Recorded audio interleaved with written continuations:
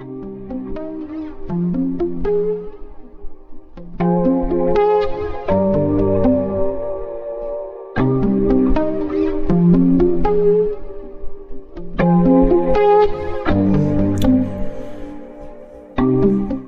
listeners, wherever you are, this is Marking the Role, a podcast for teachers and educators generally, and increasingly for parents and even some students. My name's 𝗙𝗲𝗍, I'm your host. I'm an ex-teacher and I have an avid interest in education. We're based in the 𝗙𝗲𝗏𝗃 area of Australia, which is on the east coast, south of Sydney. And this is not one of our scheduled episodes. This is a bonus episode to look at two issues which have had more light shone on them in the last couple of weeks, or that have really galvanised public attention in a way that we certainly didn't expect. As a matter of fact, we've had so much response that we're calling this episode 2022 one of the darkest years in Australian education and medicine. Because yes, there is a crossover between the two. Now, the first issue that we're talking about will be that the Parliament of Australia have commissioned to set an inquiry into school behaviour of students. Now, that's a biggie. It affects teachers everywhere. The second is some more information and an update on our episode 20, which was gender dysphoria, the most listened to episode in the whole year, with a little bit more information and commentary on that. Now, you might think there's not much connection between teachers needing to have a stable classroom in order to educate students and the medical topic of gender dysphoria. But there is a link, because there is an increasing number of students in Australian schools transitioning their gender. Now this, assisted by parents and often the medical establishment, has an impact on other students in a class. It's a big change for other students as well as the student themselves. And this year is the first time that teachers have had to deal with this phenomenon to this extent. As a matter of fact, as I said in episode 20, 50% of the students at a school in Sydney are gender transitioning.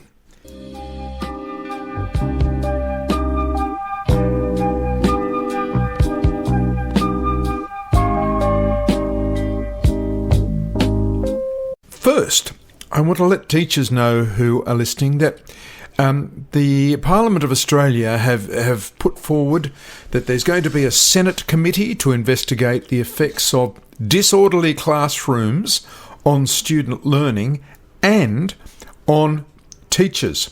So it's going to be, it's bipartisan, so it's supported by both the Liberal and the Labor Party. And as you probably know, Australian classrooms rank among the world's most disorderly and poorly disciplined. So this Senate inquiry will look at why that is. Now, there's a lot of teachers listening who would just be nodding their heads and saying, I know why it is. It's because our behaviour policies are completely awful and we had no say into those policies. Matter of fact, people who wrote the policies have never taught in a classroom. So that Senate investigation will look at the impact of classroom disruption on students' learning, because we are one of the worst in the world, and I think the only countries that are worse than us is Argentina, the Philippines and Brazil. I mean, they're the ones who are worse than us. Of course, the best is South Korea. I have been pushed, slapped and deliberately coughed on during COVID. I have seen newly appointed teachers straight out of university who've been placed in the classroom who, within the first year, have gone off on stress leave. Just because, they couldn't handle the workload, the expectations that were put on there, the scrutiny from the parents. Once upon a time, when I was going to primary school, if I got into trouble at school, I'd get into trouble at home. Well, these days it's exactly the opposite. For the student in question telling a teacher to go F themselves and flatly refusing simple instructions was considered very minor. That was the voices of 2 teachers and a retired primary school principal. Also, in the terms of reference, is the impact on teachers of this. Now, we've been looking at this in the podcast for the last 12 months, that teachers are very badly affected by this lack of student behaviour, and the steps that a teacher can take to make a student accountable has become very limited. It seems that nothing is viewed as wrong or right these days. They're just expressing themselves. And now, while that might be true some of the time, most of the time, it's a lot of rubbish. And the students have simply got to learn that we all have to abide by rules in society. And if you can't abide by the rules of speaking without swearing to a teacher, without throwing chairs, and well, that is a major problem. And there has to be ways of holding a student to account and letting them know what is accepted in society and what's not acceptable. Because at the moment, what's not acceptable is ruling the roost and creating one of the darkest years ever in Australian education.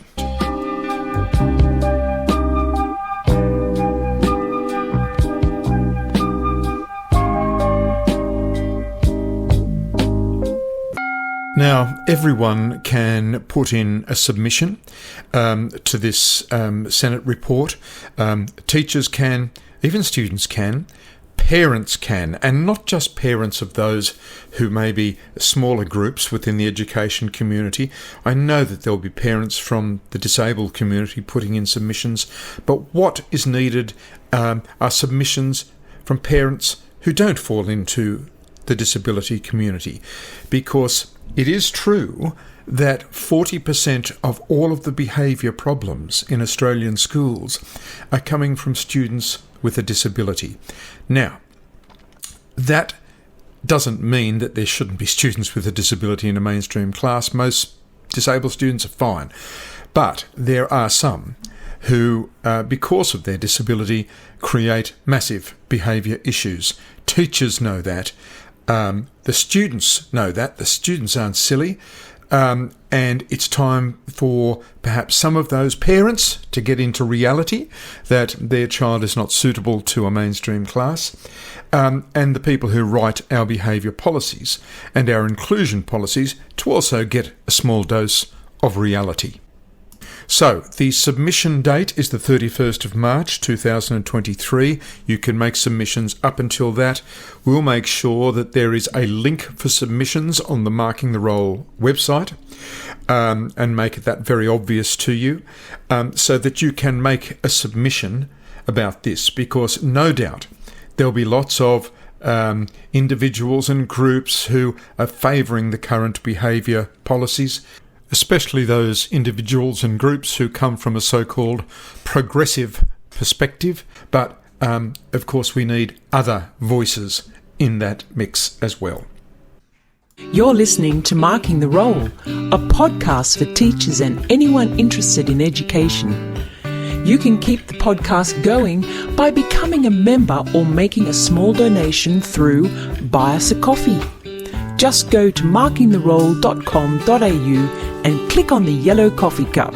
Thanks for listening.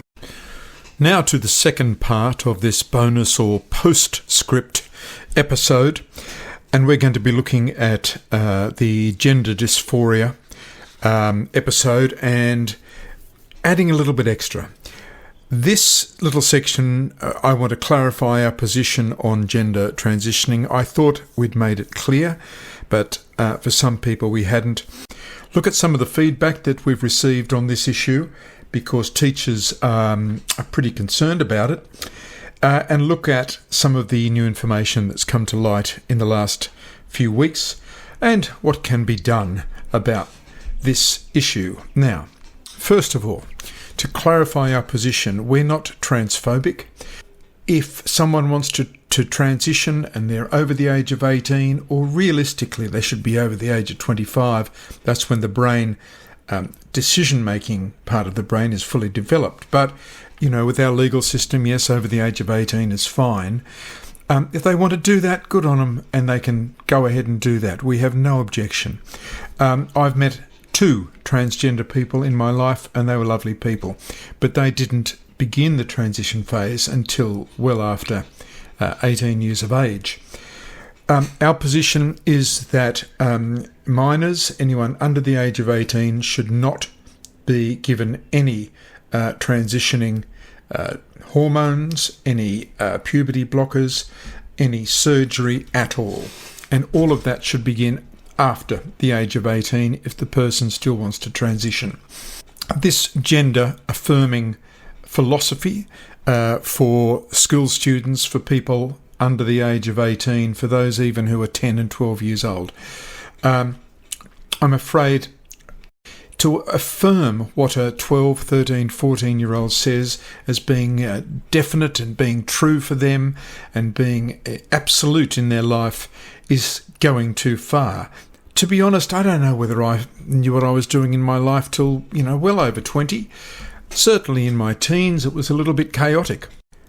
It's especially chaotic if you've had a traumatic childhood, and 70% of those who are transitioning or have transitioned or desire to have come from childhood trauma backgrounds. Matter of fact, they have 3 or more instances of childhood trauma on their ACE trauma score.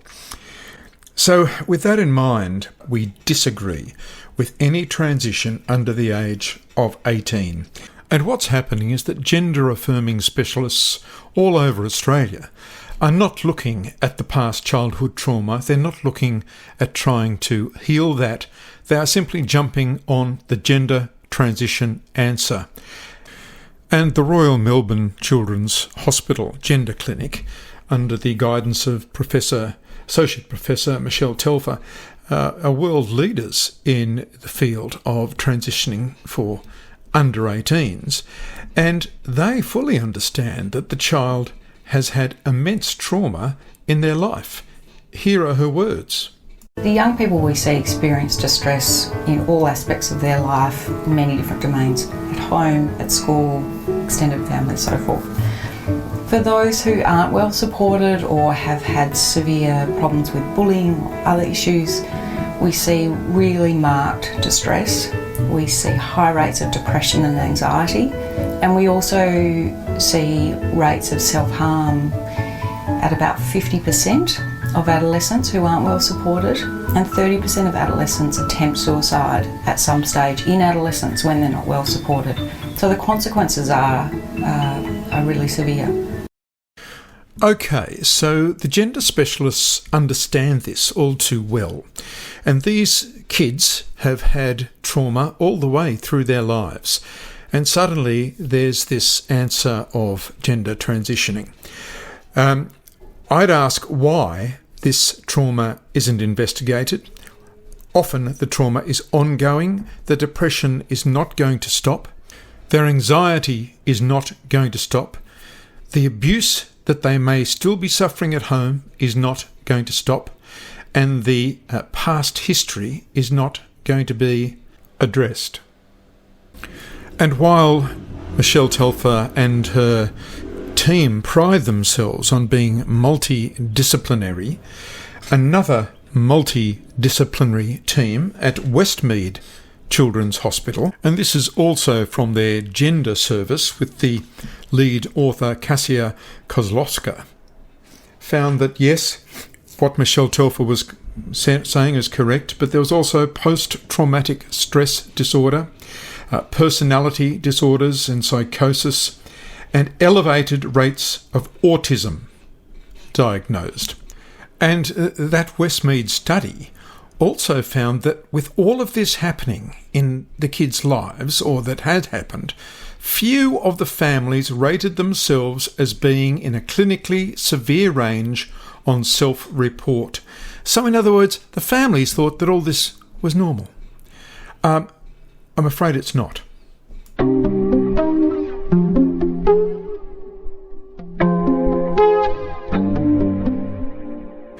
And here's another quote from the Westmead Gender Service. Children's conceptions of themselves are still developing through the teenage years, and that they can be harmed when clinicians unquestioningly accept the individual child's assertion of gender identity. And yet another.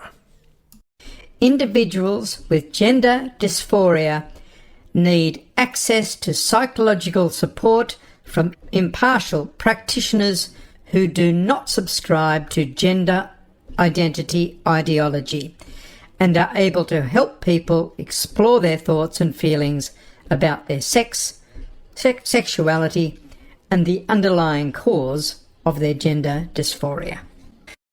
So yes, these kids come from immensely traumatic backgrounds, but it seems this study, the Westmead study, is being overlooked.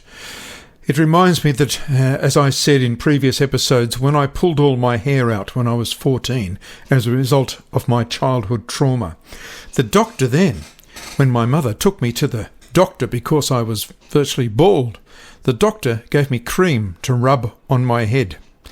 The doctor didn't look at the cause of the trauma that was causing me to pull all of my hair out one by one.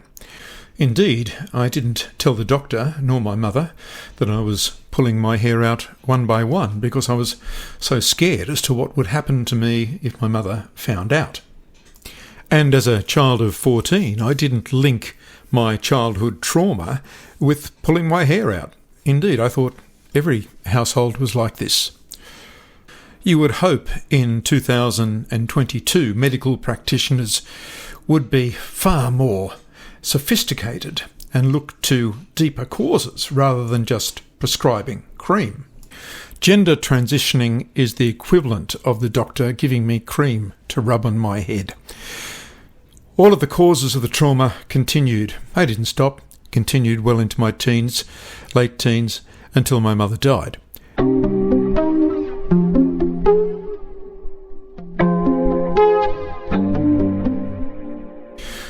Now, also in Victoria, there's a website called -18. Now, it really does fight discrimination, and that's great stuff.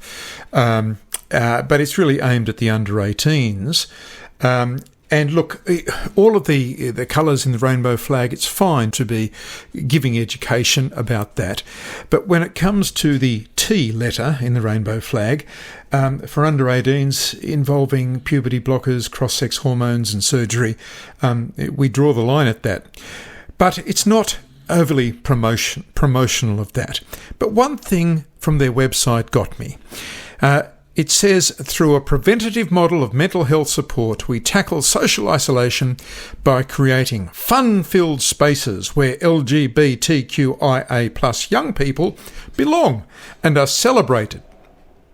Now, I'm sorry, but just being gender diverse doesn't mean you're celebrated. Just being male doesn't mean I'm celebrated. The matter of fact, most LGBTQIA people that I know simply want to be included. They don't want to be celebrated. And it concerns me that kids under the age of 18 who are dying for some attention, maybe, they're not getting it at home, they're not getting love at home, but suddenly they find a place where they'll be celebrated. Now, this is a worry because they may not have any idea about gender transitioning, but they've finally found a place that's fun-filled and they'll be celebrated. I don't think being a part of the rainbow flag is necessarily to be celebrated. It's just normal. It's just being included.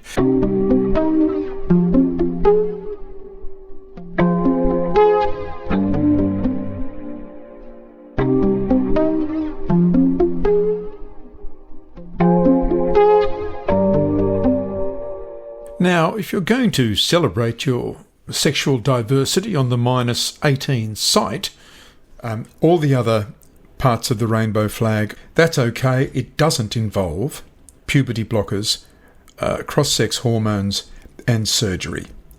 They don't involve that. It's only the T part of the rainbow flag that involves that, and this is the big worry. Doesn't matter if you're over 18, but it matters a lot if you're in your very formative years and you've got vulnerable young people that are being urged to do something which they may well and probably will regret later on in their life. You're listening to Marking the Role, a podcast for teachers and anyone interested in education. We discuss the real issues facing educators without fear or favour. Please follow us on Facebook, subscribe to our podcast and tell your friends. For more info, go to markingtherole.com.au. Another thing that I wanted to mention is the feedback that we've received from our episode 20 and the last part of our episode 21. Look, the feedback has been terrific. And I mentioned in episode 21 I'd had one negative comment. I've now had two negative comments, one from the UK, one from Australia. But most of the comments are overwhelmingly positive and supportive, and most of them come from the LGBTQI community. To say that everyone under that rainbow flag has to agree with everyone else is rubbish. There are people in the T community, the trans community, who wish they hadn't have transgendered and who don't support the transgender approach for people under the age of 18. They don't support promotion of gender transitioning to the under 18s. Plenty of them, by the look of the feedback that we received. So thanks so much for that feedback. And here's just one message that I received. Hello, my name's Angela, and I just listened to your episode on just gender dysphoria in Australian schools, and I just wanted to pass on my appreciation. Thank you so much. It's a very, very important episode, and I'm going to be sharing it widely. Thank you. Now, the feedback we got from teachers was more showing frustration than anything else. Teachers have said that they, through their mandatory reporting, if they felt that a student was going through gender dysphoria, but they were also experiencing ongoing abuse. Now, I'm not saying that every child who's declaring themselves as gender dysphoric is going through abuse, but there would be some. And teachers are worried about this. They go to the principal. The principal then reports to the Child Justice Department and Child Protection. But they are so overrun that nothing happens. And this is very frustrating for teachers, that they see that this poor student who is obviously depressed, they're anxious, they're going through lots of drama, and their childhood trauma is possibly ongoing, and they've reported it, the principal's reported it, but nothing has happened.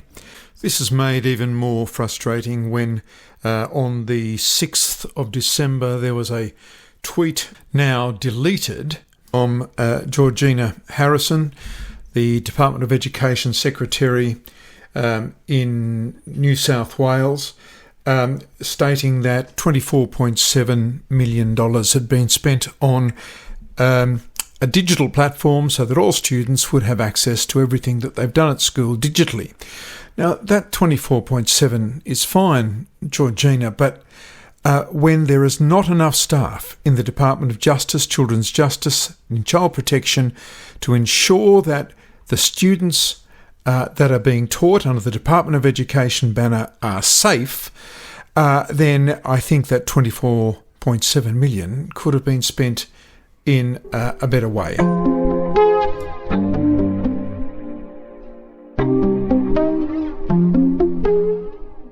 That's very frustrating for teachers. I heard of a case of a school today where a boy who, according to the principal, was playing soccer and he's running around with his mates, but the mum has come and said that he is transitioning to a girl, and the principal saw no evidence of that. He's running around enjoying normal play with his friends. Now, this is very frustrating for teachers, when they see that this poor kid is being in some way influenced. Of course, there's teachers who should not be teachers. There's doctors who should not be doctors, but there's also parents who should not be parents.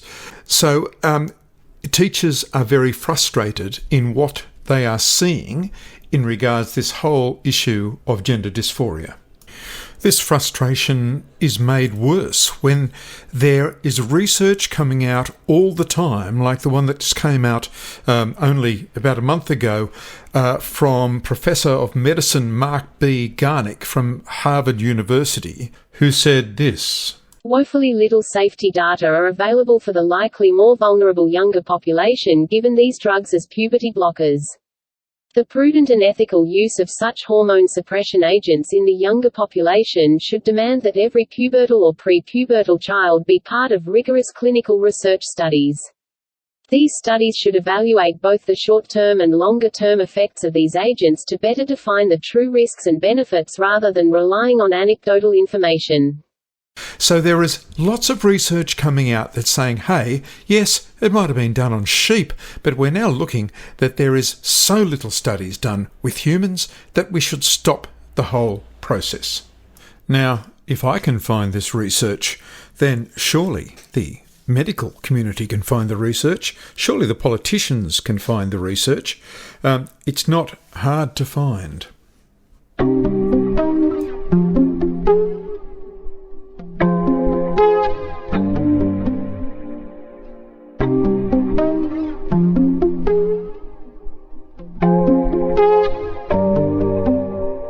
And of course, what we never hear about in our news is the number of people who are trying to detransition. Those who have been through it all, but they find that this has not solved their problem.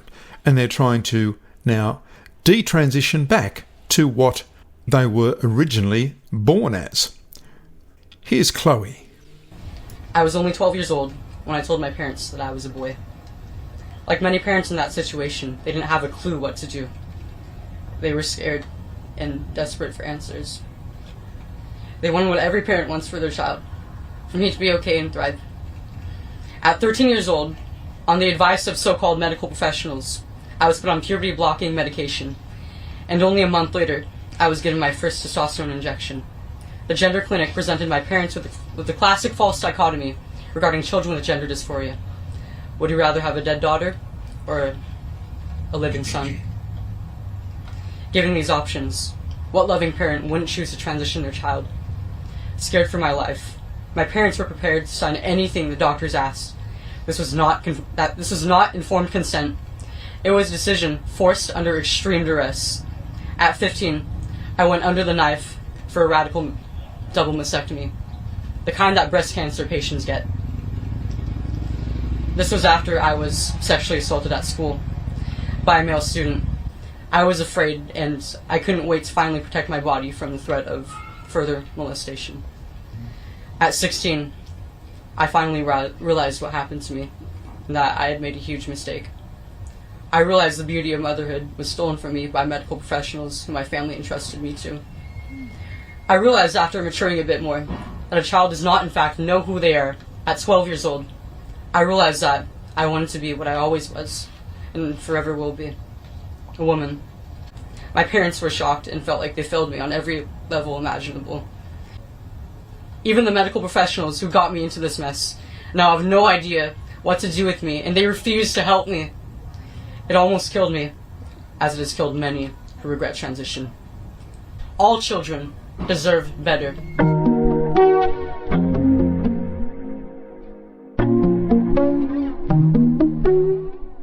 And that was from Chloe from the USA, where it is a lot worse than it is here. I think the medical staff, the parents, the education bureaucracy, who obviously aren't asking the right questions, their heart's probably in the right place and they believe very much in what they're doing. However, when our health system, our education system, our university system and our media get hijacked by progressive extremists and the spokespeople for those groups, then we know that there is a problem. And an overwhelming majority of Australians, if put to the vote, would not support gender transitioning for under 18s.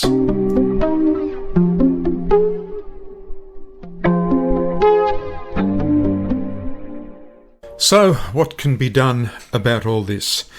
Well, perhaps one of the first steps would be for other parts of the rainbow flag to have a chat to the transition community and say, yes, look, we're all very happy to be in this rainbow flag, but I think there's one part of the transition story that is more a nightmare than a fairy tale.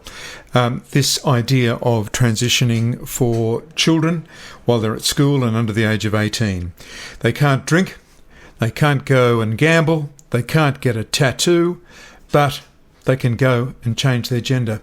There seems something very wrong with that, and other parts of the rainbow flag can certainly have an influence in this. What else can be done is that the media can play a more balanced part. I personally call on the ABC to have a article on gender detransitioning. They're all very, very fine at this gender affirming angle, but the idea of gender detransitioning seems something they're not going to touch. And by the way, who profits most from puberty blockers, cross-sex hormones, and all of the treatment from the operations needed, for example, double mastectomy? I wonder. The scientific research purporting to justify current medical treatment is often funded by the very drug companies that profit from it. 𝗙𝗲𝗻𝗏 and Cohen Tennis are the originators of the Dutch protocol on which current gender dysphoria practices are based. As they acknowledge in that seminal paper, the authors are very grateful to 𝗱𝗏 Pharmaceuticals for the financial support of studies on the treatment of adolescents with gender identity disorders. Well, of course, they're grateful to 𝗱𝗏 Pharmaceuticals because they make the money from the puberty blockers, from the cross-sex hormones and medications needed as a result of surgery. For far too long, medical research has been funded by the very pharmaceutical companies that stand to make the most money from that research indicating certain things. And gender transitioning, especially for the under 18s, is no exception.